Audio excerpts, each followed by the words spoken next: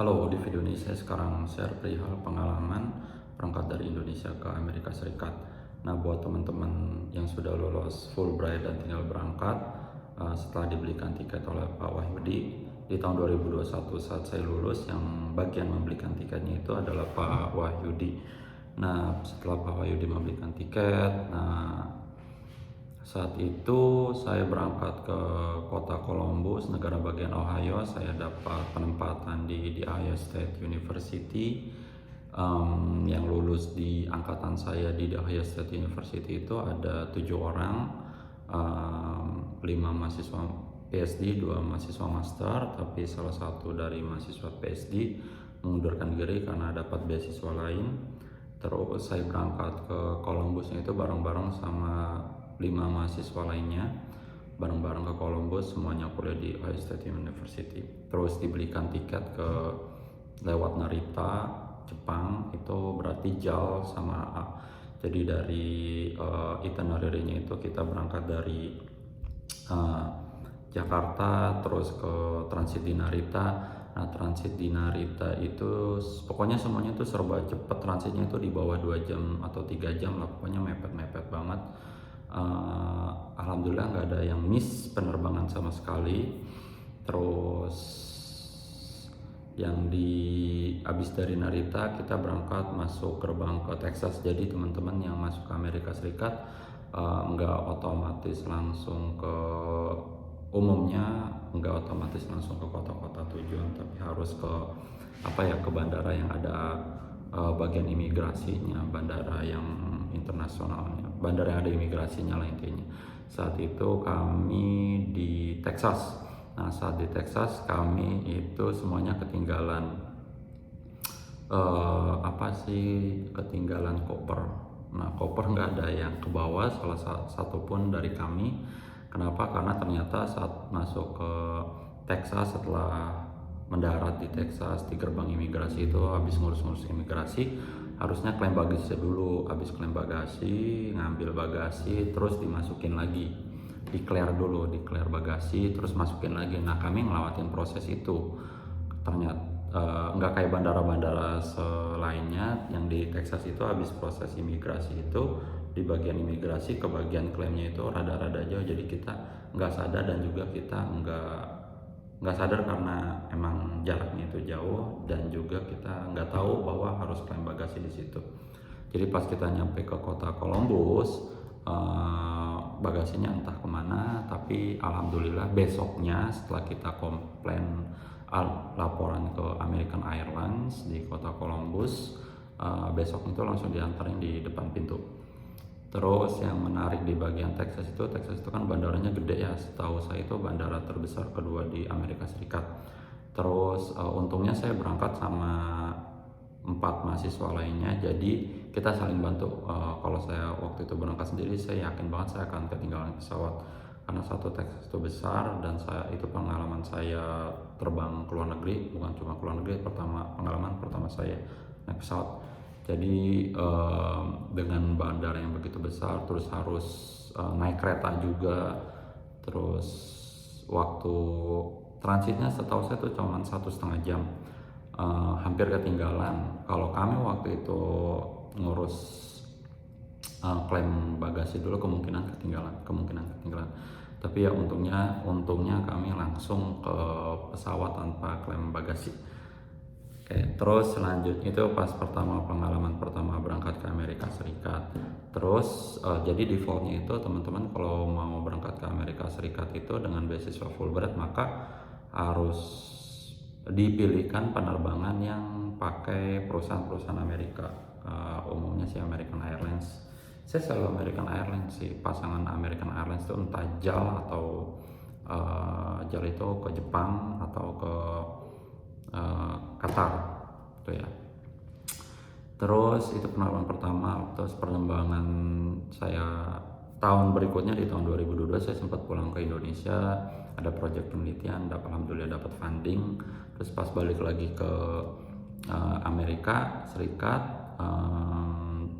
pakai JAL karena funding saya dari kampus juga ngebeliin tiket harus pakai perusahaan dari Amerika Serikat. Waktu itu di Tapi kita bisa milih sih, kalau yang dari beasiswa Fulbright itu kita nggak bisa milih, jadi ada default tertentu yang akan Pak Wahyudi pilihkan tiket pesawatnya. Jadi tapi pas saya pulang di tahun 2022 saya bisa milih pesawatnya, tapi harus dari pesawat tiketnya itu dikeluarkan oleh perusahaan Amerika. Jadi waktu itu saya dapatnya AAA kerjasama sama Qatar, American Airlines kerjasama sama Qatar Airlines. Terus pas balik ke Amerika Serikat, transitnya saya di itinerary-nya itu tahun lalu ya dari Jakarta terus ke kota Doha ibu kotanya Qatar. Terus habis dari Qatar, gerbang transit masuknya itu kita di New York. Nah pas di New York, karena saya udah ngerti bahwa saya harus klaim bagasi, tapi yang menariknya itu bahwa pas pengalaman saya pulang ke Indonesia dari Amerika Serikat itu lost banget. Maksudnya pemeriksaan security itu cuma sekali di bandara di awal di bandara di kota Columbus. Tapi saat saya masuk lagi ke Amerika Serikat itu pemeriksaan security-nya itu pertama di kota Jakarta di Soekarno-Hatta, terus security lagi di Doha security-nya itu 2 kali. Terus pas habis di Doha terus ada lagi di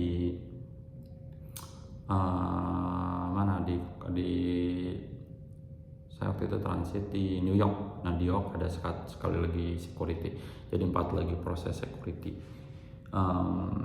Waktu di New York, karena saya udah ngerti bahwa saya harus klaim bagasi. Nah untungnya pas di bagian bandara di New York, jadi di New York habis proses imigrasi depannya itu langsung klaim bagasi gitu ya. Jadi kita udah ngerti, oh ini harus klaim bagasi dulu. Terus pas lagi klaim bagasi udah selesai dapat bagasinya, udah ngambil bagasi, terus declare ada form declare gitu, kita serahkan ke bagian ada officernya gitu loh kalau kita mau keluar. Nah pas mau jalan menuju pas ambil bagasi sampai mau ngasih form declaration-nya itu ada banyak anjing yang ngendus koper, tapi bukan ngendus yang langsung nempelin hidungnya ya, tapi mereka nyari tahu koper-koper mungkin yang berisi bagian-bagian bahan-bahan kayak makanan yang nggak boleh dibawa. Terus udah ngasih form declarations-nya itu ya kita taruh lagi bagasinya, di drop lagi bagasinya untuk kemudian diambil di kota tujuan akhir saya tujuannya itu di Columbus.